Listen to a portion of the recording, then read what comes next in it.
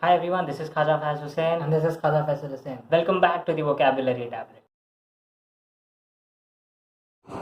So guys, after the completion of the legal formalities, it's time to get back to the classes. Let us tell you about our university, the coursework and the Italian education system. As you all know, we have pursued our Masters in Aerospace Engineering at Sapienza University of Rome. Well, there are quite a few stunning facts that I would like to share it with you all. Do you all know that Sapienza University of Rome was established in 1303? I mean, where were we? We were 1303. out of existence. So it's Rome's oldest and Europe's largest university. And talking about our coursework comprised of about 120 credits, which is like double the credits compared to the US universities. The coursework is challenging since it has quite a few subjects. Few I mean, in our case it was 14. But it also depends on the number of electives a student opts for, so it kind of varies. But they're generally quite a lot, and hence it is a challenging coursework. Well, we as Indians are habituated of written exams, right? Like always, what we have done throughout our engineering, we have just written for 3 hours. Yeah, for 3 hours, for 2.5 hours. But here, the exams are like, they're not that conventional.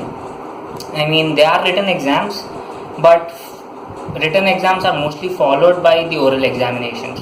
So this is how it works. The written exams basically act like the filters. I mean, the students who are not yet equipped with the subject get filtered out of this written examination. So obviously, if a student is not equipped with the subject, then the written exam scores are not that convincing.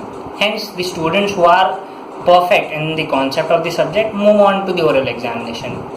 Well, oral examination is something which you have to look out for, because they are basically one-on-one examinations wherein a professor very closely checks about the approach you take, the conceptual knowledge you have, and also the practicality in which you are answering the questions, because the questions are probably all practical questions. They're not in textbooks, or you don't find them in study materials or guides. They are practical, on-spot made questions, and you have to make use of the conceptual knowledge you have in order to answer those questions. Well, There's a fun fact, by the way. I'm sorry to interrupt. So after finishing your exams, your scores will be revealed on the spot. You don't need to wait long for a couple of weeks or so. You'll be given your scores. And the fun fact is that you can accept or reject the score. yes, Depending on your choice. So for say I have given my written exam, I got around 16 out of 20, and I'll be like, dude, I can score a lot more than this, so I reject my written exam score and I will not attend the oral examination. On the other hand, if I get a 20 out of 20, I qualify the written exam, I'm satisfied with my marks, and I go and sit in the oral exam. After my oral exam, I'll get a total score of around 28 out of 30. If I'm happy with it, I'll accept it.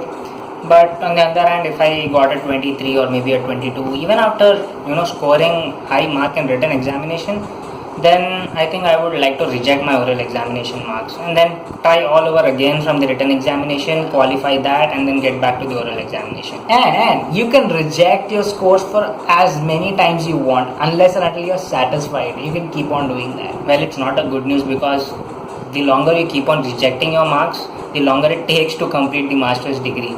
So if you have to finish in 2 years span, then you have to make sure you take least amount of attempts and make sure you hit the bullseye in all your examinations.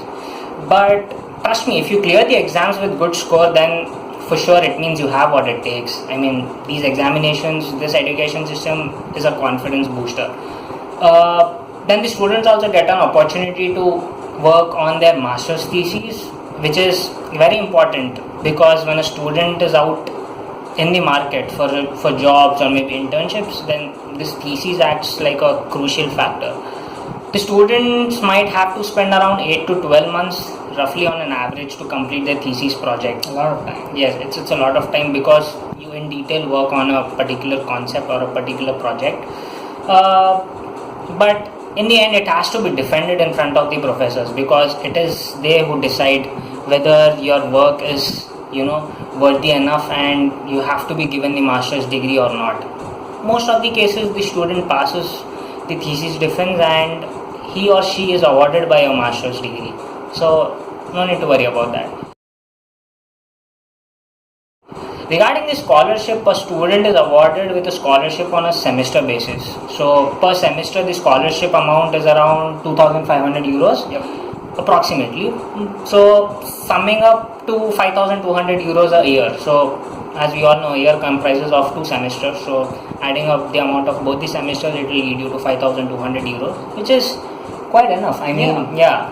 But there's always a catch. There's always a but when it comes to scholarship, because there is an eligibility criteria, and in this case the eligibility criteria is that the students must have a credit score of 36 before the end of first semester. So you should complete a number of subjects whose credits equals to 36. Like, so you in the end of the semester you should have 36 credits in your pocket, and then you will be eligible for the scholarship amount. So the students who really have cleared courses equal to 36 credits are eligible for this scholarship.